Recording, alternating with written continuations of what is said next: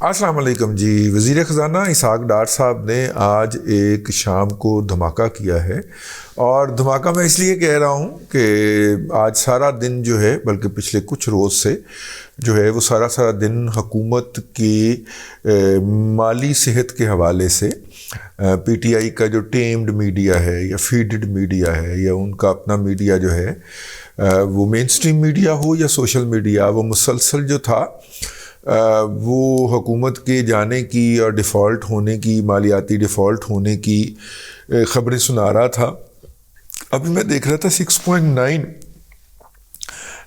Billion dollar کا reserve ابھی تک قائم ہے، جو 15 ملین ڈالر کی کمی واقع ہوئی ہے. تو لیکن وہ دھڑا دھڑ لگا ہوا ہے کہ جی پیسے مک گئے نہیں، یہ ہو گیا وہ ہو گیا. حکومت اس کو مینیج کر رہی ہے کچھ طریقوں سے، وہ اپنی جگہ کے اوپر ہے. لیکن جس طرح سپریم کورٹ بار ایسوسی ایشن کا ایک صدر منتخب ہو گیا ہے نا، یوتھیا، تو وہ ہر آئین اور ہر قانون کے اوپر جو ہے وہ اسی طرح ہی ریئیکٹ کرتا ہے جس طرح کوئی بھی یوتھیا کر سکتا ہے. اس طرح ان کے لوگ تو ہیں مختلف آرگنائزیشن میں، مختلف بھیس کے اندر چھپے ہوئے، یہ جو ہر گروپ کے اندر بیٹھ کے بک بک کر رہے ہیں، یا وہ پیڈ ہوتے ہیں یا جو بھی مرضی ہوتا ہے وہ ہوتے تو ہیں.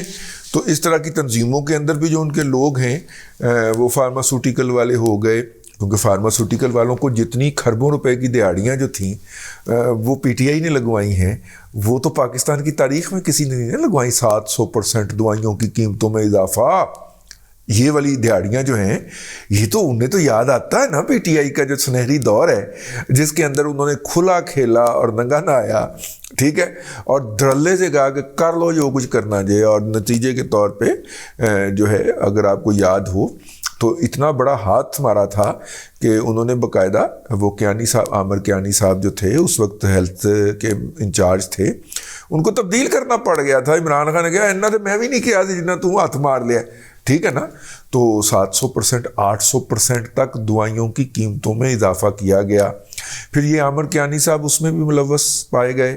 مبینہ طور پہ کہا جاتا ہے یہ جو کرونا کے نام کے اوپر انڈیا سے دوائیاں امپورٹ کی گئیں، اور رزاق داؤد صاحب جو تھے وہ وزیر تجارت تھے، تو ان کا بھی نام آیا کہ جناب انہوں نے این او سیز جاری کیے تھے کہ فلانی کمپنی بھی ٹیکس فری دوائی امپورٹ کر لے، فلانی کمپنی بھی کر لے. تو کرونا کے علاوہ خربوں روپے کی دوائیاں جو تھیں وہ انہوں نے ڈیوٹی فری امپورٹ کر لیں. یوں اربوں روپے کا منافع تو کمایا انہوں نے، لیکن دوائیوں والوں کو نہیں بھولتا. تو فارماسوٹیکل نے تو ناچنا ہے پی ٹی آئی کی انگلی کے اوپر یا پی ٹی آئی کے کہنے کے اوپر. ان تمام کی موجودگی کے اندر جناب اسحاق ڈار صاحب نے چھکا مارا ہے کریز چھوڑ کے، اور انہوں نے 10 روپے پٹرول کی قیمت کم کر دی ہے، اور وہ 214 روپے پہ آ گیا ہے. اور 7.5 روپے انہوں نے ڈیزل کی قیمت کم کی ہے، اور 169 کے اوپر وہ آ گیا ہے. یہ صرف ڈیزل یا پٹرول کی قیمت میں کمی نہیں ہے، یہ کسی اور بات کی نشاندہی کرتی ہے. اور اصل بات وہ ہے، اس وقت پاکستان کا 9واں ریویو جاری ہے. یہ میں آپ کو اپنے گزشتہ ولاگ کے اندر عرض کر چکا ہوں کہ یہ ولاگ اکتوبر کے آخر میں ڈیو تھا، پھر نومبر میں ہوا. پھر جب عمران خان صاحب نے 25 نومبر کی تاریخ دے دی، اور ان کو یہ انٹیمیٹ بھی کرتے ہیں، خط وغیرہ بھی لکھتے ہیں، غدار جو ہوئے یہ خط وغیرہ لکھے کہ جناب 25 کو تو حکومت تبدیل ہو جانی ہے، انہوں نے پھر ڈیلے کر لیا لا اینڈ آرڈر کا سچویشن بنا کے. اب جا کے کہیں وہ آئے ہیں، اور ان کا ریویو اسلام آباد کے اندر جاری ہے.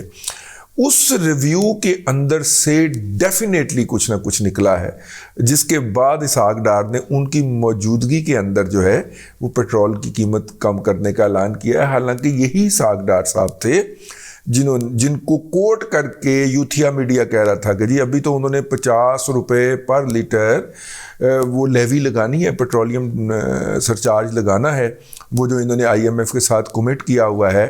تو پیٹرول تو سستا نہیں ہوگا. تو اگر پیٹرول سستا ہوا ہے، ظاہر ہے اس کو آپ اسی طرح کا جھوٹ مان سکتے ہیں جس طرح کے پی ٹی آئی دوسرے مانتے لیتے ہیں، لیکن اگر پیٹرول سستا ہوا ہے تو اس کا ایک مطلب یہ ہے کہ آئی ایم ایف کے ساتھ میٹنگ جو ہے، یہ والا ریویو جو ہے، یہ ہمارا تھرو ہو گیا. ایک بات.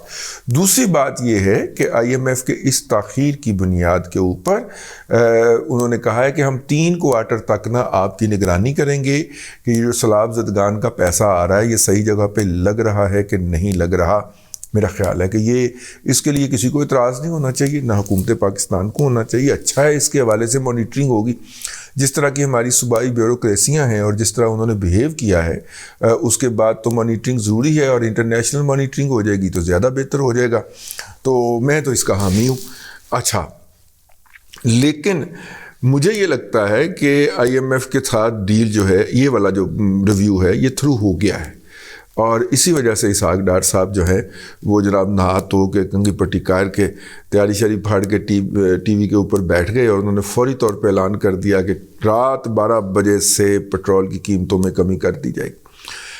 اگرچہ یہ پٹرول، اگر ڈالر کو ہم نے یہیں پہ کنٹرول رکھا ہوا ہے تو پٹرول کی قیمت جو ہے اس کو بھی نیچے آنا چاہیے تھا، اور 200 سے نیچے آنا چاہیے تھا. میرا خیال یہ ہے، میں غلط بھی ہو سکتا ہوں، میرا خیال یہ ہے کہ وہ جو اضافی فنڈ ہے، جو کمی انہوں نے نہیں کی، یہ وہ ایڈجسٹ کریں گے اس 50 روپے والی لیوی کے اگینسٹ. ٹھیک ہے، اور یوں جو ہے وہ گلشن کا کاروبار چلانے کی کوشش کریں گے. ظاہر ہے کہ آئی ایم ایف کی غلطی ہے، یا آئی ایم ایف کے ساتھ جو بیڈ کوآرڈینیشن ہے، بیڈ کوآرڈینیشن تو نہیں، حکومت پاکستان تو انتظار کرتی رہی، لیکن آئی ایم ایف کی جو غلطی ہے اس کے نتیجے میں یہ ہوا ہے. اسی اسنا کے اندر یو این نے، اقوام متحدہ کا جو مشن ہے پاکستان کے اندر، اس نے یہ وارننگ دی ہے دنیا کو کہ دیکھیے، جتنے آپ نے فلڈ متاثرین کے لیے جو تھے وہ پیسوں کا اعلان کیا تھا، اس کا 1/3 آپ نے دیا ہے، تو باقی پیسے دیں، ورنہ 8 جنوری کے بعد ہم لوگوں کو جو فوڈ فراہم کر رہے ہیں سیلاب کے اندر پھنسے ہوئے لوگوں کو، جو ان کی جگہ کے اوپر جا کے جو ہم خوراک فراہم کر رہے ہیں، وہ کاروبار کہہ رہا ہوں، وہ والا کام جاری نہیں رکھ پائیں گے. یہ ظاہر ہے کہ دنیا کی بھی ایک کولڈ شولڈر ہے جس کی طرف اقوام متحدہ کے پاکستان مشن نے توجہ دلائی ہے، اور یقیناً یہ انٹرنیشنل میڈیا کے اوپر ہیڈ لائن بنی ہے اور بننے جا رہی ہے. یہ تو ہے اکانومی کے فرنٹ سے صورتحال. مجھے یہ کہنے کی اجازت دیجیے کہ جو 9th ریویو ہے وہ کامیاب ہوا ہے، اور اس 9th ریویو کے کامیاب ہونے کے بعد اسحاق ڈار صاحب نے باہر آ کے پٹرول کی قیمتوں میں کمی کا اعلان کیا ہے. یہ 10 روپے کی سمبولک کمی نہیں ہے، بلکہ یہ جو ہے وہ جو اگلی قسط ریلیز ہونی ہے اس کی. اچھا، ویسے کئی جاہل کے بچے یوتھیے یہ بھی کہہ رہے ہیں کہ ہم نے اگلی قسط آئی ایم ایف کو واپس کر دی ہے. یار ویسے آتا ہے یار ویسے. ٹھیک ہے، آئی ایم ایف کا پروگرام ہوتا ہے 3 سال کے لیے.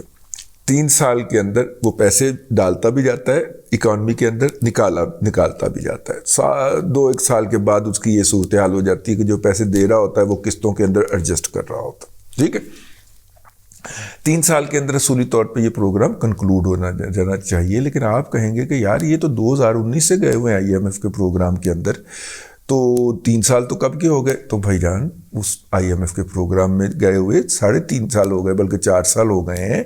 لیکن ہوا یہ تھا کہ پہلے یہ پروگرام سسپینڈ ہو گیا تھا کرونا کے باعث. میرا خیال 1.5 سال سسپینڈ رہا. اس کے بعد عمران احمد خان نیازی نے فروری 2022 کے اندر جو مذاکرات کیے تھے، اس کے اندر ان کا کلیش ہو گیا تھا. ان کے وزیر خزانہ جو کچھ ان سے مان کے آئے تھے، انہوں نے آ کے اس کے بالکل الٹ کر دیا تھا.